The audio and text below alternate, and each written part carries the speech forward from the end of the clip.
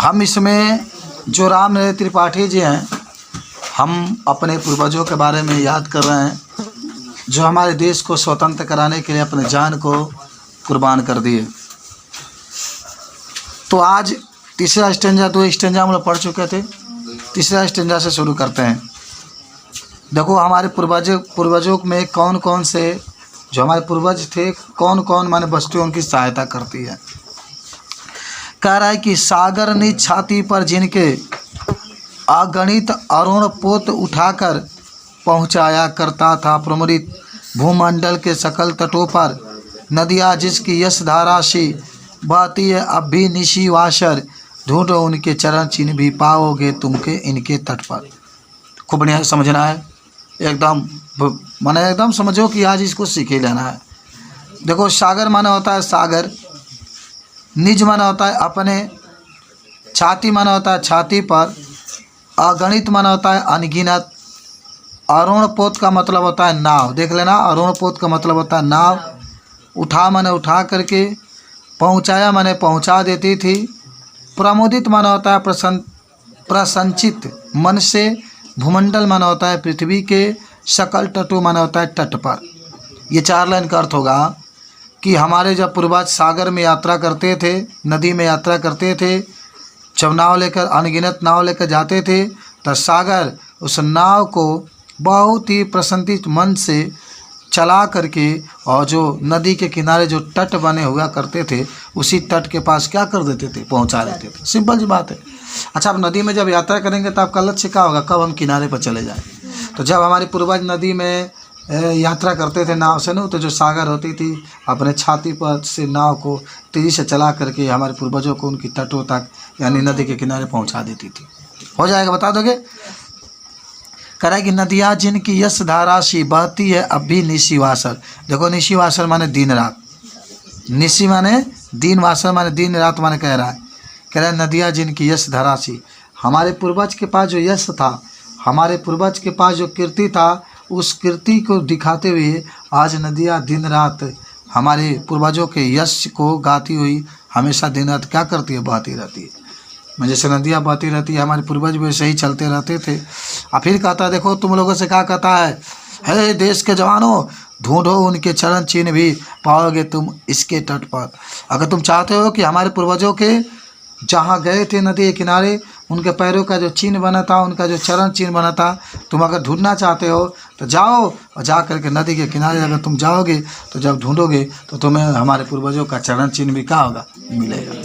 बता दोगे ना, बहुत सिंपल था। एक बार देख लो, कहना कि सागर निज छाती पर जिनके अगिनत अरुण पोत उठाकर, माने हमारे पूर्वज जब सागर में यात्रा करते थे तो अनगिनत जो नाव होती थी उसको उठा करके पहुंचाया करता था, प्रमुदित भूमंडल के सकल तटों पर।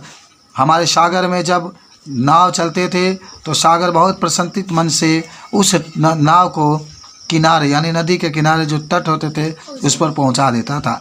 नदियाँ जिनकी यश धारा सी बहती है, अब भी निशी वासर।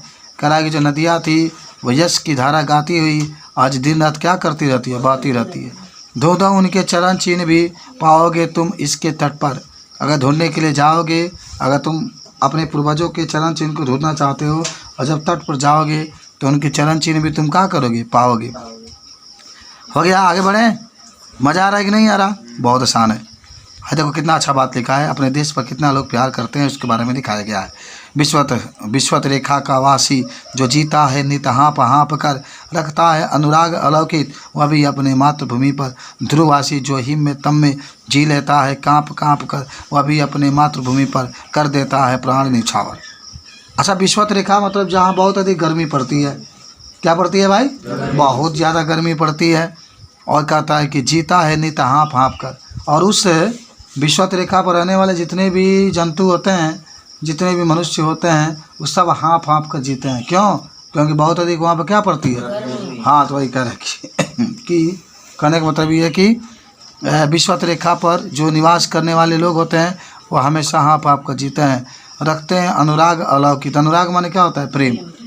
फिर भी वो अपने माने उससे बहुत अधिक प्रेम रखते हैं, और वह भी अपने मातृभूमि पर।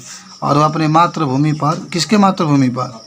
अपने माने जहाँ वो रहते हैं, माने अपने मातृभूमि पर अपने प्राण को क्या करते हैं, न्यौछावर कर देते हैं। मैंने क्या कहा, कह रही कि इतना देश से प्यार है उनको कि विषुवत रेखा जहाँ बहुत अधिक गर्मी पड़ती है वहाँ भी लोग हाँफ हाँफ कर जीते हैं, लेकिन वहाँ से अपने इलाकों को छोड़कर कहीं नहीं जाते हैं, क्योंकि उनको उसी मिट्टी से प्यार है, उसी मिट्टी से उनका जन्म हुआ है, उसी मिट्टी पर उनका पूरा लाल पालन पोषण हुआ है, तो वहाँ पर वो रहना पसंद करते हैं। कहते हम जी लेंगे, हाँफेंगे, गर्मी का सहन कर लेंगे, लेकिन हम इस देश को, इस मिट्टी को छोड़ करके दूसरे देश में नहीं जाएंगे। ये प्यार होता है, ठीक है ना। आगे कहता है कि ध्रुववासी जो हिम में तम में, देखो हिम माना होता है बर्फ और तम माना होता है अंधेरा। देखो जो ध्रुव में रहने वाले निवासी होते हैं वह बर्फ़ में और अंधेरे में जीते हैं, जी लेता है काँप काँप कर, वो काँप काँप कर जीते हैं। बहुत ही ठंडा पड़ती है ध्रुव पर, तो भाई काँपेंगे ही, अंधेरा भी रहता है, बर्फ़ भी गिरता है। तो कह रहे हैं कि जो ध्रुव के वासी होते हैं हमेशा काँपते रहते हैं, अंधेरा उपस्थित रहता है, और वह भी अपने मातृभूमि पर कर देता है प्राण न्यौछावर। वह भी अपने मातृभूमि पर, देख रहे हो ना, फिर भी वह अपने मातृभूमि पर अपने प्राण को क्या करता है, न्यौछावर। माने जो ध्रुव के निवासी होते हैं बहुत ठंडा वहाँ पड़ता है, उसको सहन करते हैं, काँपते रहते हैं, ठिठुरते रहते हैं, लेकिन फिर भी अपने देश को छोड़कर वह दूसरे देश में, ये होती है मोहब्बत अपने देश से। ये क्या होती है, मोहब्बत अपने देश से होती है। इस भारत की मिट्टी को कोई, पूरे देशों में भारत की मिट्टी का पूजा जाता है, जान जाओ। यहीं पर सब देवता उपस्थित हैं इस भारत में। बाकी किसी देश में जाओगे तो इतना देवता उपस्थित नहीं। जितना भारत के लोग अपने धर्म को मानते हैं, जितने भारत के लोग ईश्वर को आदर करते हैं, वहाँ उतना किसी देश के लोग आदर नहीं करते। भारत एक धर्म निरपेक्ष देश है। मान भारत में जितने लोग रहते हैं वो कुछ भी हो जाए, लेकिन अपने मिट्टी से प्रेम को नहीं छोड़ते हैं। तुमको कह दिया कि जाओ पाकिस्तान में जाओ तो नहीं जाओगे, क्योंकि मुझे हिंदुस्तान की मिट्टी से प्यार है, हम इसको छोड़ के कहीं नहीं जा सकते। बात समझ रहे हो? ये मत आगे सुनो ध्यान से। अब आपके लिए ये पंक्तियाँ लिखे हैं रामनरेश त्रिपाठी जी। कहते हैं कि देखो बच्चों आपके लिए है, सुनो ध्यान से। कहता है कि तुम देखो, तुम तो हे प्रिय बंधु स्वर्ग सी सुखद सकल विभव की आकर, धरा शिरोमणि मृत्यु भूमि में धन्य हुए हो जीवन पाकर। तुम जिसका जल अन्न ग्रहण करके बड़े हुए, लेकर जिसकी रज तन रहते कैसे तज दोगे उसको हे वीरों के वंशज। तुम तो हे प्रिय बंधु सी स्वर्ग सी। कहता है कि हे देखो प्रिय बंधु, बंधु मन क्या होता है, भाई। मन कह रहा है कि हे मेरे भाई, आप लोग तो स्वर्ग जैसे धरती पर जन्म हुआ है। देख रहे हैं ना, करानो कि तुम तो हे प्रिय बंधु स्वर्ग सी। कहता है कि हे भाई, हे दोस्त, हे मित्र, तुम तो एक ऐसे धरती पर जन्म लिए हो जो धरती स्वर्ग के समान है। वह स्वर्ग के समान कौन धरती है? भारत की धरती है। कह रहे कि जहाँ पर सुख होता है सकल विभव का आकर, माने जहाँ पर पूरे विभव मतलब धन दौलत की कोई कमी नहीं है, यहाँ पर वैसे जगह तुम्हारी जन्म हुई है। कह रहे कि धारा शिरोमणि मातृभूमि में, धारा शिरोमणि मातृभूमि में, मातृभूमि का मतलब होता है माता, जो धरती माता उसकी, और शिरोमणि का मतलब होता है इसके अंदर अनेक मड़ियाँ हैं। अच्छा, जो मिट्टी है देखो, इसी मिट्टी में कोयला है, इसी मिट्टी में सोना है, इसी मिट्टी में चांदी है, इसी मिट्टी में आपका अनाज भी उत्पादन होता है, क्या क्या नहीं उत्पादन होता है। तो कह रहे इसमें धारा माने पृथ्वी होता ही है कि धारा शिरोमणि मातृभूमि में, यानी इस मातृभूमि के अंदर अनेक प्रकार की मड़ियाँ उपस्थित है। और धन्य हुए हो जीवन पाकर, हे मनुष्य, तुम इस पृथ्वी पर, इस भारत माता की धरती पर तुम्हारा जन्म हुआ है, तुम एकदम धन्य हो।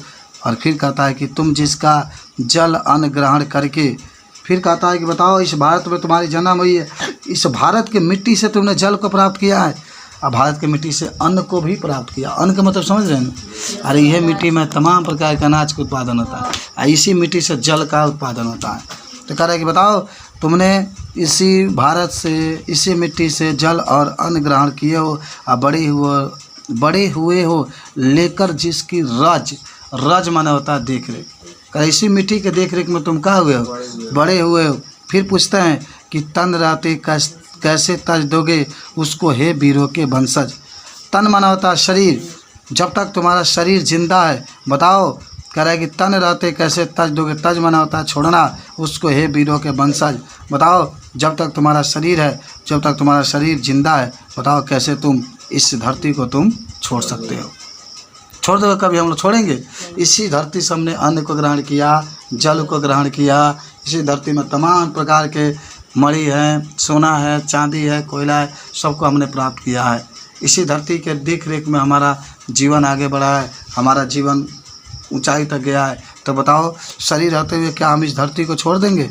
नहीं छोड़ सकते हैं। आगे बढ़ते हैं, 6 नंबर पर चलते हैं।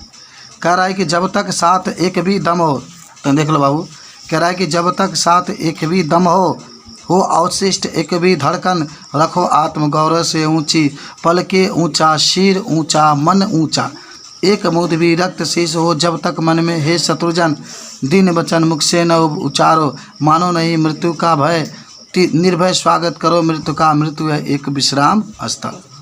समझ रहे हो?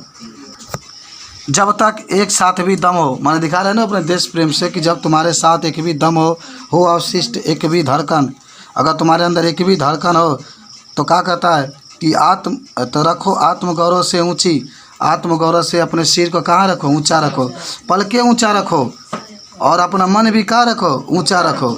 अच्छा हम एक चीज़ बताते हैं, यहाँ ये सब पढ़ाई में यही सब होता है ना कि रखे आत्मगौरव से ऊंची, पल के ऊंचा, सिर ऊंचा और मन ऊंचा। अगर कितना अच्छा बात लिखा, एक बूंद भी रक्त शेष हो जब तक मन में, हे शत्रुजन, शत्रुजन हमारे जानते हो ना, शत्रुओं पर विजय पाने वाले।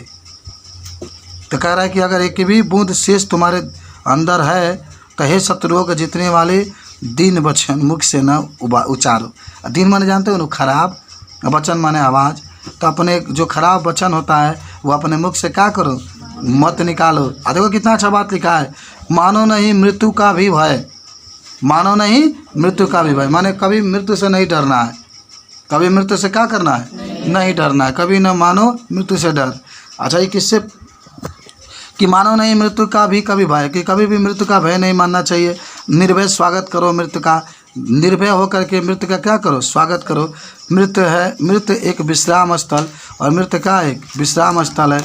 जीवन जहाँ से फिर चलता है, जीव जहाँ से फिर चलता है, धारण करनी नव जीव संबल। माने कह रहे हैं कि मनुष्य जब जन्म लेता है, जन्म लेने के बाद फिर वह क्या करता है? अपना मरने के बाद एक नया जीवन वह क्या करता है? प्राप्त करता है। अब मृत्यु एक सरिता है, सरिता माने नदी होता है, कि मृत्यु एक नदी है जिसमें श्रम से कातर जीव नहाकर, जिसमें कोई जीव क्या करता है? नहा करके फिर नूतन धारण कर लेता, काया रूपी वस्त्र बहाकर। नूतन माने नया होता है, फिर वह व्यक्ति एक नया शरीर को क्या करता है? धारण कर लेता है। जो पुराना वस्त्र होता है उसको नदी में क्या करता है? चलो इतना आज पढ़े, कल हम लोग